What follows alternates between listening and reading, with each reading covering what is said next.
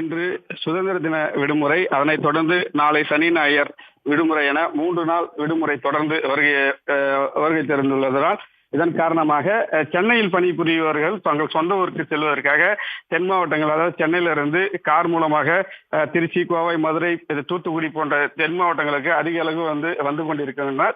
இந்நிலையில் தான் நாம் பார்க்கக்கூடிய காட்சி விழுப்புரம் புறவழிச்சாலை. இந்த பகுதியில் தான், அதாவது ஐயங்கோயில்பட்டு என்ற பகுதி வரை பார்த்தீங்கன்னா விழுப்புரம் புறவழிச்சாலை, அதாவது புறவழிச்சாலை விழுப்புரம் நகரத்திற்கு வரக்கூடிய அந்த பகுதியிலிருந்து ஐயங்கோயில்பட்டு வரை சென்னை திருச்சி தேசிய நெடுஞ்சாலையில் தான் இந்த போக்குவரத்து பாதிப்பானது ஏற்படுகிறது. சுமார் 1 கிலோமீட்டருக்கு தூரத்திற்கு மேலாக அதிக அளவு கார்கள் அணிவகுத்து நிற்கவே நம்மால் பார்க்க முடிகிறது. இந்நிலையில் தான் தற்போது அந்த இடத்திற்கு போக்குவரத்து போலீசார் வரவழைத்து அந்த போக்குவரத்து சீர் செய்யும் பணியிலும் ஈடுபட்டு வருகிறதை பார்க்க முடிகிறது.